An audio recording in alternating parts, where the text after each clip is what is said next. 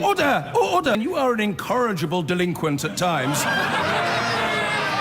Behave yourself, man! Vicky, Dominic Cummings has been giving evidence since 9:30 this morning, and it is continuing, perhaps unsurprisingly, since it's almost two sets of committees that are questioning him. I think we may be able to show some pictures of him still in that long session as he talks about government. We're going to have PMQs, of course, in the next few moments. Unsurprisingly, that will dominate, won't it? Yeah, I think it will. I mean, it's been a compelling listen, no matter what you think about Dominic Cummings, listening and to him actually taking us through every moment of how the government dealt with the pandemic is, you know, incredibly interesting. But of course, he is firing off lots of newsworthy headlines, particularly towards Matt Hancock, the Health Secretary, saying he should have been sacked 15 or 20 times.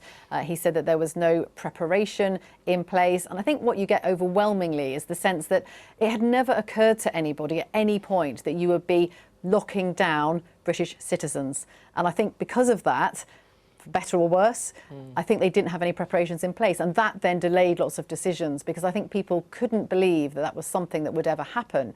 Now, he says, of course, that that was the wrong thing to do, and he says he was pushing the Prime Minister to do it sooner. But he's pretty critical of the Prime Minister. One telling moment, too, where he says any system that throws up a choice at the last election between Jeremy Corbyn and Boris Johnson, well, there's something very much wrong with that. And he also apologised himself, saying that he should have done more, that they all made mistakes. But you also get a sense that there were lots of mistakes as well. The scientists, for example, thought that the peak in this country was very, very far away, 10 weeks away. Well, it wasn't. We were almost there. And so there were a whole series of problems with all of this. But the main one probably being that the pandemic planning was all based on an assumption that just wasn't true. And this is probably the starting gun for the wider inquiry that we are expecting next year.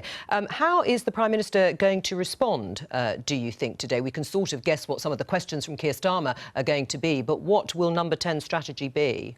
Well, I think they want to play it down if they can. Now, it obviously is a little bit late for that. But there are other points in Dominic Cummings' testimony where he does talk about and accept that there are difficult decisions. And you are being told one thing and you are thinking not just about locking people down, you're thinking about the economy, you're thinking about more than one aspect of it. But, you know, it is pretty damning when he says that the Prime Minister considered that really this was all a bit exaggerated and it was the next swine flu. And even though Dominic Cummings said there were people who were pointing at graphs and saying this was going to be far worse than that the NHS was going to be overrun, that there was still a reluctance to take action. Mr. Speaker, this morning the Prime Minister's former closest adviser said, when the public needed us most, the government failed. Does the Prime Minister agree with that? Mr. Speaker, the handling of this pandemic has been one of the most difficult things this country has had to do for a very long time. And none of the decisions have been easy. To go into a lockdown is a traumatic thing for a country. To deal with a pandemic on this scale has been appallingly difficult. And we've at every stage tried to minimise loss of life, to save lives, to protect the NHS. And we have followed the best scientific advice that we can, Mr. Speaker. Mr. Speaker, can I remind the Prime Minister that 1 year ago, almost to the day, he described his former adviser as, in his words, in every respect, acting responsibly, legally and with integrity. This morning, that same adviser has said that senior ministers fell, his words, disastrously short of the standards that the public has a right to expect of its government, and that lives were lost as a result.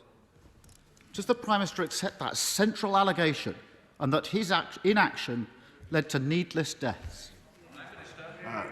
No, Mr. Speaker, and of course all those matters will be reviewed in the course of the public inquiry that I have announced. I notice that he's fixated as ever on the rear-view mirror, Mr. Speaker, whilst we on this side of the House are getting on with our job of rolling out the vaccines, making sure that we protect the people of this country. And that, I think, has been the decisive development on which I think people are rightly focusing. And I can tell the House that in spite of the continuing concern that we have about the Indian variant. We are increasing our vaccination programme at such a rate that we can now ask everybody over 30 to come forward, Mr. Speaker, and get vaccinated. Keir Starmer. Mr. Speaker, it's no good the Prime Minister attacking me. It's his former chief advisor who's looking back and telling the world how useless the Prime Minister was in taking key decisions. His former advisor. One of the most serious points made this morning is that the Prime Minister failed to recognise the severity of this virus until it was too late, dismissing it as, quote from this morning, another scare story, like the swine flu. Does the Prime Minister recognise that account of his own behaviour? And if so, will he apologise for being so complacent about the threat that this virus posed? Mr. Speaker, I don't think anybody could credibly accuse this government of being complacent about the threat that this virus posed at any point. We have worked flat out, Mr. Speaker, to minimise loss of life, to protect the NHS, while they have flip-flopped, Mr. Speaker, from one position to another, backing curfew one day, opposing it the next, backing lockdowns one day, opposing it the next, calling for tougher border controls one day, then saying that quarantine is a blunt instrument the next. Mr. Speaker, we have got on with the job of protecting the people of this country from one of the worst pandemics in living memory, if not the worst in living memory. We have turned the corner, and it is no thanks, Mr. Speaker, to the loyal opposition opposite. Keir Starmer. Mr. Speaker, I can see that the evidence of his former advisor is really getting to the Prime Minister this morning in that response. Another incredibly serious statement from the Prime Minister's former advisor this morning concerns the conduct of the Health Secretary, including an allegation that the Health Secretary misled other ministers and officials on a number of occasions. Now, I don't expect the Prime Minister to respond to that, but can he confirm from this morning's evidence, can the Prime Minister, can he confirm, did the Cabinet Secretary advise him, the Prime Minister, that he, the Cabinet Secretary, had, quote, lost faith in the Health Secretary's honesty?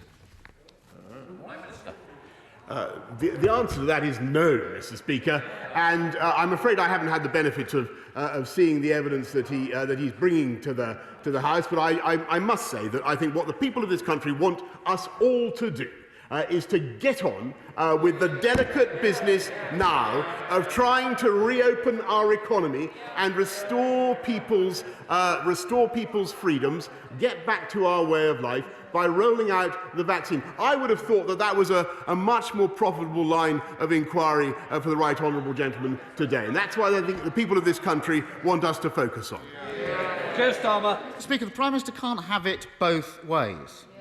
Either his former advisor is telling the truth, in which case the Prime Minister should answer the allegations, or the Prime Minister has to suggest that his former advisor is not telling the truth, which raises serious questions about the Prime Minister's judgment in appointing him in the first place. There's a pattern of behaviour here. There was clearly a lack of planning, poor decision-making and a lack of transparency. And a Prime Minister who was absent from the key decisions, including 5 early Cobra meetings, and who was, to quote his former advisor, 1,000% too obsessed with the media. But another central allegation briefed overnight is that the Prime Minister delayed the circuit break over the autumn half-term because, quote, Covid was only killing 80-year-olds. Can I remind the Prime Minister that over 83,000 people over 80 lost their lives to this virus, and that his decision to delay for 40 days from the sage guidance on the 21st of September until the 31st of October will be seen as one of the single biggest failings of the last year? Now having been told of the evidence, does the Prime Minister accept that he used the words Covid was only killing 80-year-olds, or words to those effect?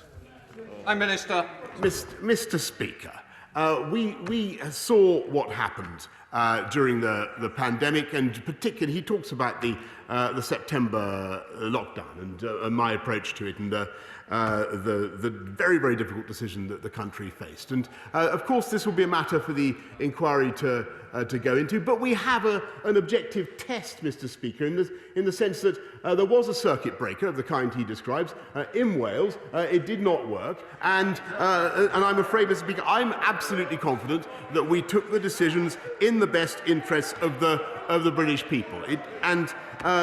When it comes to hindsight, Mr. Speaker, I could just remind the right honourable gentleman that he actually, he denied this at the time, and then had to correct it, but he voted to stay in the European Medicines Agency, Mr. Speaker, which would have made it impossible for us to do the vaccine rollout at the pace that we have. Mr. Speaker, it's not me giving evidence this morning, it's his former adviser. And I note the Prime Minister is careful not to refute these allegations. Mr. Speaker, what we're seeing today is the latest chapter of a story of confusion, chaos and deadly misjudgments from this government. From a Prime Minister governing by press release, not a plan. In the last 24 hours, we've seen the same mistakes made again, with the ridiculous way 1.7 million people in Bolton, Burnley, Bedford, Blackburn, Kirklees, Hounslow, Leicester and North Tyneside have been treated.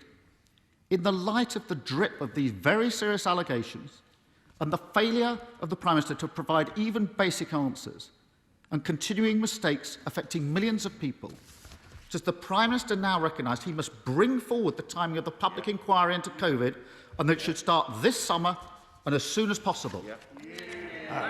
No, Mr. Speaker, as I've said before, I'm not going to consecrate valuable official time on that now, whilst we're still battling a pandemic. And I thought, actually, that was what the House had agreed on. And, Mr. Speaker, he continues to play these pointless political games whilst we get on with delivering on the people's priorities. 14 new hospitals, 8,771 more police on our streets. Now we're getting on with sorting out the railways, Mr. Speaker. We're giving the young people the opportunity of home ownership in a way they've never had before, with 95% more mortgages. And we've delivered 60 million vaccinations across this country. More, and he loves these European comparisons, Mr. Speaker, more than any other European country, including 22 million second doses. And that, with great respect to the right honourable gentleman, I believe that is the priority of the British people.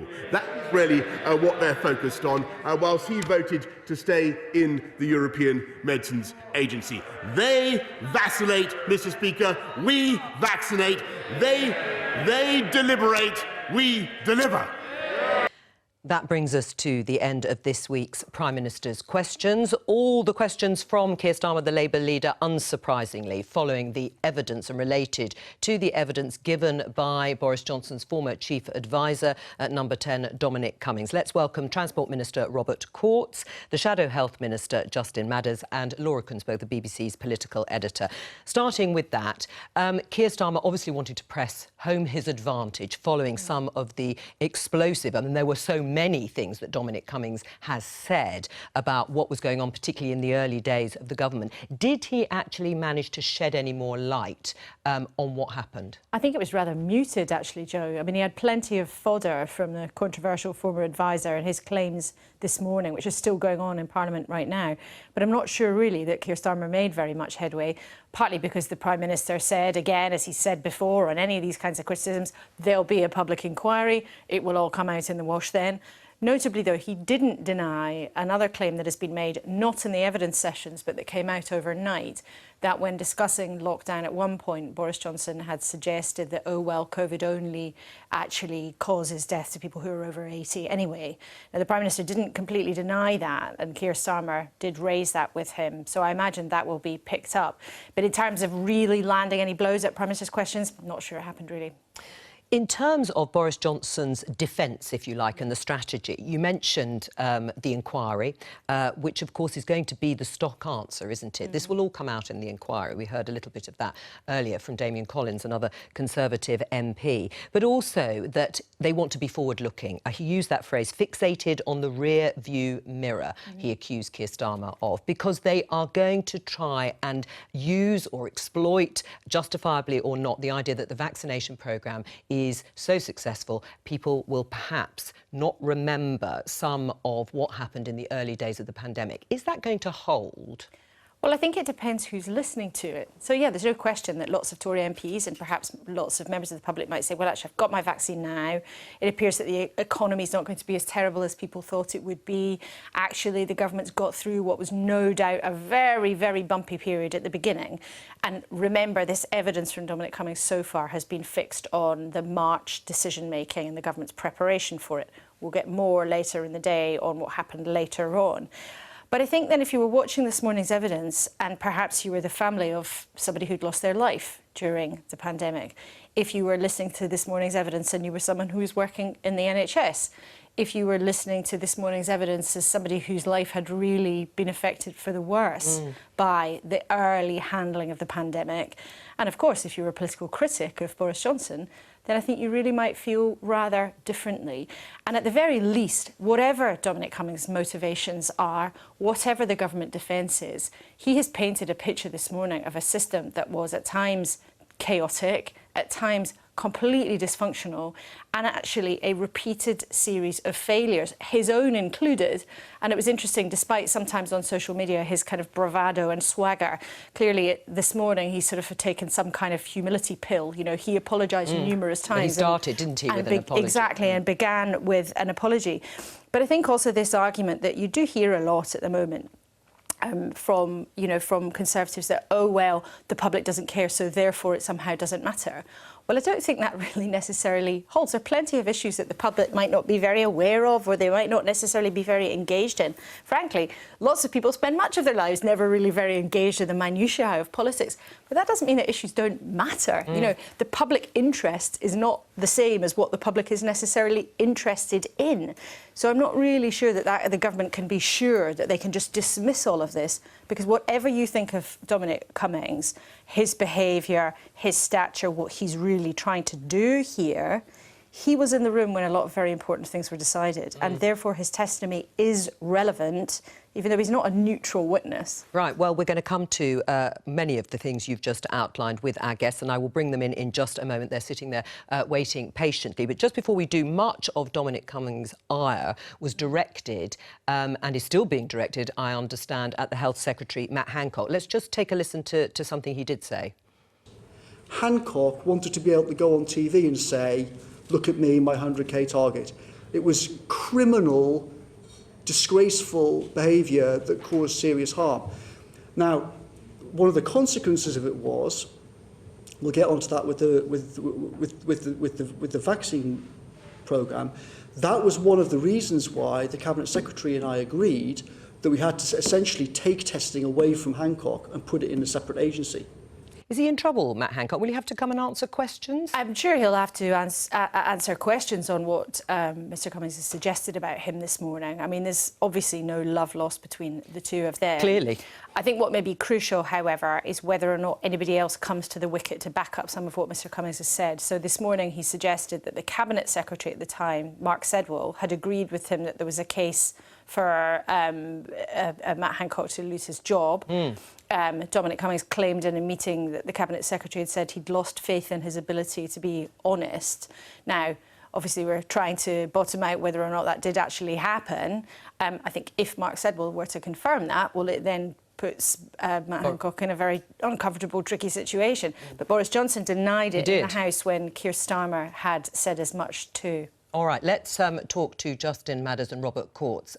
Both of you, I'm just showing viewers the headline, the front page on the Evening Standard. It says we're, and then the next word is asterisked out, but I'm sure you can guess what it is. And it then goes on to say we are going to kill thousands of people. Now, Dominic Cummings is referencing a moment when a senior aide comes into the room to say that the pandemic preparedness plan isn't up to it. Hence, that headline, we're going to kill thousands of people. Why wasn't it up to it, Robert? Look, I think, first of all, we have to look at the context in which government was operating at the time. This was an unprecedented challenge, and all over the world, countries were suffering and have suffered from a devastating impact, both in terms of economies, in terms of lives put on hold, and sadly, of course, tragically, lives lost. And every single life that has been lost is, of course, a tragedy. But at all times, what government was doing was operating according to the science and according to the evidence that was given by But I've asked you specifically advice. about the pandemic preparedness, about how prepared this country was for a global pandemic, which had been warned about for many years. It's true, it predated the Boris Johnson government, and in fact the one before that even. But why not, when there have been so many warnings, was the country not prepared? Well, you see, the reason why I make that point, and I make the point about following the scientific advice and following the advice that's given by advisors, is because the government has to decide. You know, that is what leadership about, and that is the difficult position that the government's been in. And difficult decisions have always had to be made. And is that because you didn't have a plan? There wasn't a proper plan, and that's why that senior aide, according to Dominic Cummings at least, came in to say we're all, well, it was going to be very difficult. Look, you can see, as I've said, that all over the world, this has been an unprecedented challenge for every country. And you've seen all over through Western Europe, through North America, that other governments have also had to understand what they're going to do. This unprecedented new threat as it's come along. We've had to take difficult decisions. There's no getting away from that. But we're in the position of having to decide, because that's what leadership's about. That's not, of course, what the opposition are doing. They have the luxury of carping from the sidelines and from abstaining. Now, there will be a time when we will learn lessons from this, but the way to do it is coolly, calmly, and in the public inquiry that the Prime Minister has already promised, not on a reaction to what is one person's view. Right. Well, Keir Starmer also put, as Laura described, the quote from Dominic Cummings that the Prime Minister said this is only a disease that's killing 80-year-olds. He didn't deny he said that. I'm not going to get into speculation about what may have been said in the context of understandably pressurised discussions. Well, why didn't he just say he didn't say it? Otherwise, we can only conclude he did. There will be a time at which we can learn lessons from this, and it's the inquiry that is the right place to do that, not in response to one person's views expressed as we've heard them today. Laura? Well, Minister, it's not just one random person's views. I mean, this is somebody who was in the room alongside the Prime Minister and making decisions. It's not commenting on speculation. It's the former most senior advisor saying this on the record publicly. It's not speculation and something that's sort of randomly tucked into the middle of a newspaper column somewhere. But it's important, Laura, that we look at the context, isn't it? It's important that we look at the context in which this government was operating, and that is also a global context, looking at what was coming out of WHO at the time. And, you know, the SAGE records, of course, are available. But, Minister, this is a simple thing about something that Prime Minister did or didn't say, and which he didn't deny today. This is not something regarding the context. As you've said, everybody knows the government was under significant pressure. But this is a simple thing. As Joe suggests, we must conclude that the Prime Minister said this if he didn't deny it. Look, I'm not going to get into speculation about what may have been said in a closed meeting at the early stages of the pandemic. Let's look at what we know happened. You know, let's look at how we know we've had some of the toughest border measures in the world. And above all, let's look at the things that we know the government is responsible for, which are a major positive. Firstly, the creation of a diagnostics industry that the UK just didn't have, enabling us to do more testing than Europe, than the rest of Europe at this stage, and particularly the vaccine rollout. That decision to order early in bulk from different suppliers is why we're in the best position in the world in terms of the vaccine now. That is hugely to the government's credit. It is hugely to the Prime Minister's credit. It is hugely to the Health Secretary's credit. Right. And nobody would deny the success of the vaccination programme. But do you accept, if you like, the main thrust of the evidence that we heard this morning, which was that the government was not prepared in a way that it might have been and was slow to grasp the gravity of the situation? So even when people were seeing television pictures of what was going on in northern Italy, even when we've seen what was unfolding in South Asian countries, that the government here was slow to grasp what was going on. Do you accept that? No, I don't accept that at all. We look at the context of what was happening worldwide, where this is an unprecedented challenge and the government is having to deal with that, as is every other country, which has had a devastating impact from the pandemic as well. Let's look at what we know. That's why I make that point, because we know the government's responsible for creating that testing industry. We know the government is responsible for having ordered vaccines early and in bulk that puts us in the positive position we're in now. Let's deal with what we know, not speculation about what may or may not have been said early on. Justin Madders, thank you for waiting patiently. One of the other things that Dominic Cummings said is that even if you had dropped Bill Gates into that situation in March, this is last year, before lockdown, they would have had a complete nightmare. Do you accept that, Justin, and that Keir Starmer or Jeremy Corbyn, would they have done better? Well, look, no one's saying for a minute that this was an easy situation or that anyone had all the answers, but I'm pretty sure that if we'd had a Labour Prime Minister, they would have at least been in the room. We heard that the Prime Minister went off on holiday for a couple of weeks, maybe to write his book or go skiing. He missed 5 Cobra meetings, which were important decisions were being made. And I think what we got a picture of today was really one of complacency, incompetence, and then panic and chaos, because it wasn't until very much later on into March that the government actually realised that this was a serious threat, and they should have seen the warning signs much earlier. I think that is a very clear thing that the Prime Minister has to come and face the public about today. Robert? I mean, this is just classic hindsight, isn't it? This is just the benefit to look back and say, oh, you should have done it all differently and we'd have done it differently. I mean, Labour have the ability to do that, don't they? They can carve from the sidelines and be perfect with the benefit of hindsight. What leadership is about is taking decisions in imperfect circumstances as it's evolving in the face of an unprecedented global threat. That's what we had to do. That's what the government was doing a year ago. And hugely to its credit, you now have particularly the vaccine programme. Justin? Well, it's not just about hindsight. It's about what actually was being said by the scientific advisors at the time. SAGE reported on the 5th of March that there was now community transmission in the UK. We could see the images from the rest of the world, how quickly the virus was spreading. We know from what Dominic Cummings said that he was warning possibly 1 or 2 weeks before we actually took the decision to lock down that needed to happen. And we know from academic studies that up to 20,000 lives could have been saved if that decision had been taken earlier. There's no doubt the Prime Minister has to explain himself and answer as to why he didn't take those vital decisions at an earlier stage. Right, well, Robert, on that, your government has introduced 3 lockdowns of different kinds in England, in March last year, in November last year and in January this year. Do you accept, as Justin has set out, that all of those lockdowns could and should have happened earlier?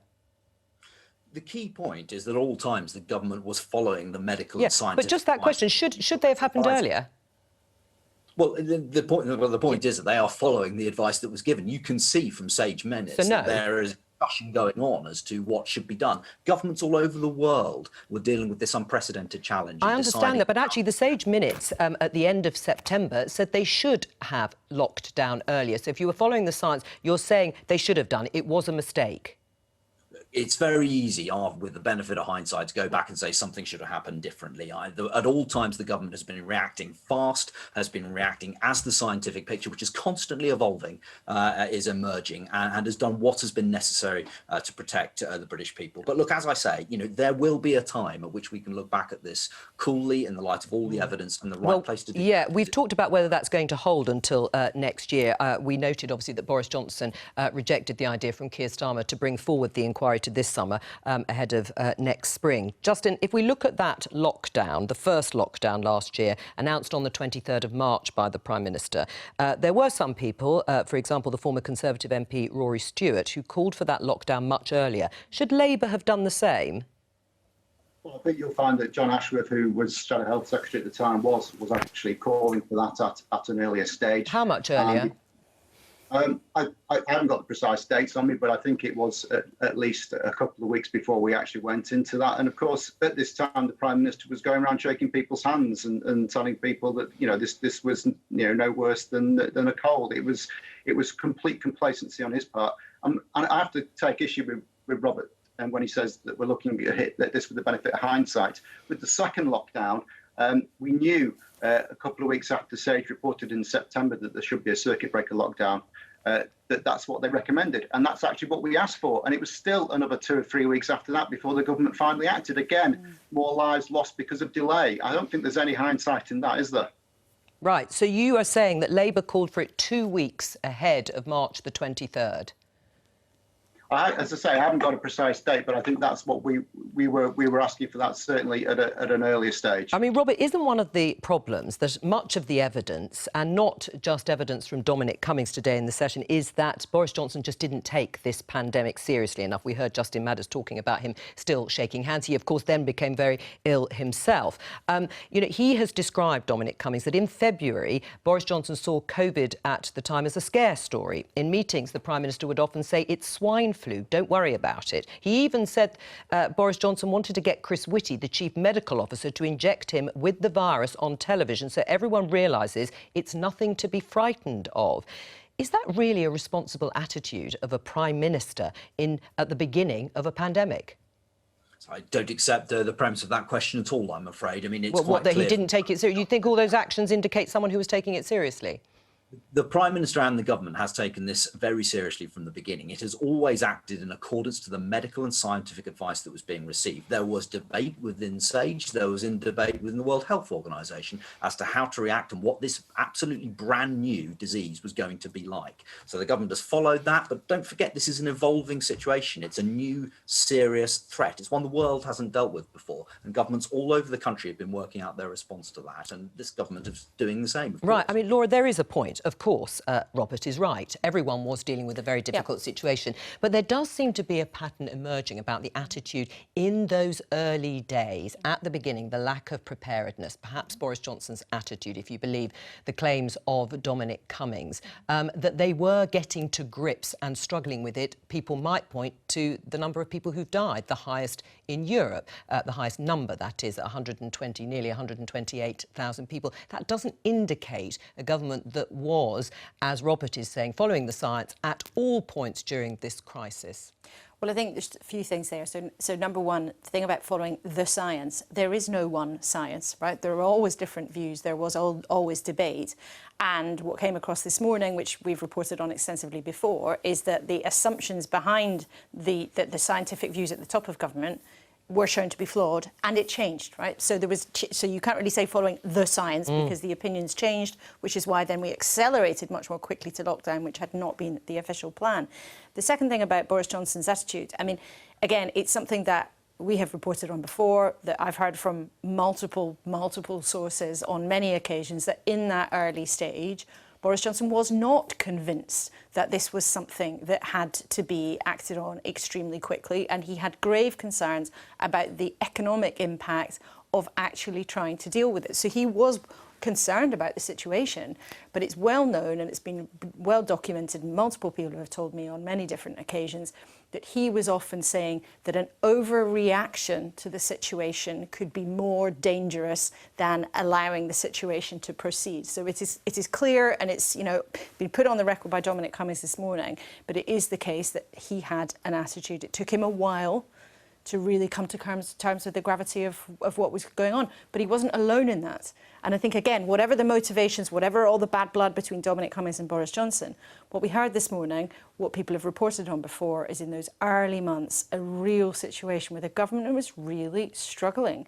And the systems that were in place weren't always up to it. That's not necessarily anything that was malign or because people didn't want to try to do the right thing, but they either couldn't or tried, and so much of what they tried to do failed.